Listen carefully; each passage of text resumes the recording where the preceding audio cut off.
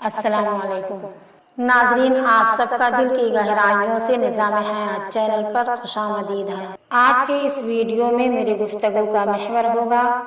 عفو درگزر کی اہمیت و فضیلت۔ حضرت عائشہ صدیقہ رضی اللہ تعالیٰ عنہ غزوہ بنی مستلق سے واپسی میں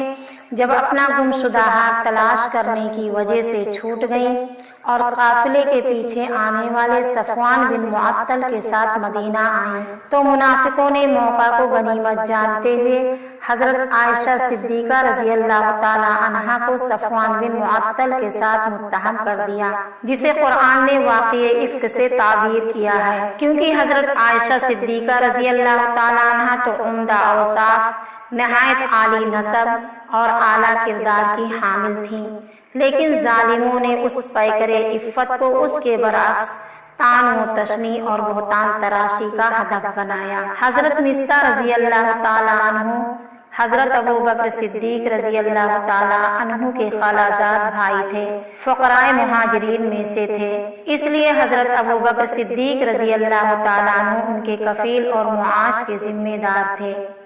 لیکن جب یہ بھی حضرت ابو بکر صدیق رضی اللہ تعالیٰ عنہ کی بیٹی حضرت عائشہ صدیقہ رضی اللہ تعالیٰ عنہا کے خلاف مہم میں شامل ہو گئے تو حضرت ابو بکر صدیق رضی اللہ تعالیٰ عنہ کو سخت صدمہ ہوا، جو انسانی فطرت کے عین مطابق تھا۔ چنانچہ جب اللہ تعالیٰ نے حضرت عائشہ صدیقہ رضی اللہ تعالیٰ عنہا کو تہمت سے بری کرتے ہوئے آیت برأت نازل کی تو اس کے بعد حضرت ابو بکر صدیق رضی اللہ تعالیٰ عنہ نے غصے میں آ کر قسم کھا لی کہ اب وہ مصطح کی کوئی تعاون نہیں کریں گے اور نہ ہی آئندہ مصطح کو کوئی فائدہ پہنچائیں گے۔ حضرت ابو بکر صدیق رضی اللہ تعالیٰ عنہ کی یہ قسم، جو اگرچہ انسانی فطرت کے مطابق ہی تھی، لیکن اللہ کے نزدیک مقام صدیقیت اس سے بلند تر کردار کا متقاضی تھا۔ اللہ تعالیٰ کو آپ کی یہ ادا پسند نہیں آئی اور فوراً یہ آیت نازل فرمائی، وَلَا يَأْتَلِ أُولُو الْفَضْلِ مِنْكُمْ وَالسَّعَةِ أَنْ يُؤْتُوا أُولِي الْقُرْبَى وَالْمَسَاكِينَ وَالْمُهَاجِرِينَ فِي سَبِيلِ اللَّهِ وَلْيَعْفُوا وَلْيَصْفَحُوا أَلَا تُحِبُّونَ أَنْ يَغْفِرَ اللَّهُ لَكُمْ وَاللَّهُ غَفُورٌ رَحِيمٌ۔ تم میں سے جو بزرگی اور کشادگی والے ہیں، انہیں اپنے قرابت داروں، مسکینوں اور مہاجروں کو فی سبیل اللہ دینے سے قسم نہ کھا لینی چاہیے، بلکہ معاف کرتے رہنا چاہیے اور درگزر کرتے رہنا چاہیے۔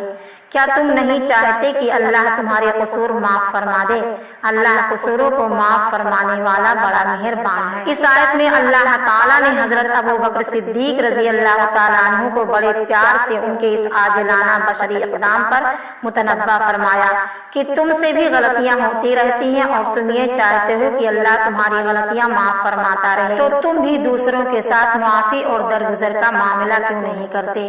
کیا تم پسند نہیں کرتے کہ اللہ تعالیٰ بھی تمہاری غلطیاں معاف فرماتا رہے؟ یہ انداز بیان اتنا مؤثر تھا کہ اسے سنتے ہی حضرت ابو بکر صدیق رضی اللہ تعالیٰ عنہ بے ساختہ پکار اٹھے، کیوں نہیں اے ہمارے رب، ہم ضرور یہ چاہتے ہیں کہ تو ہمیں معاف فرما دے۔ اس کے بعد انہوں نے اپنی قسم کا کفارہ ادا کیا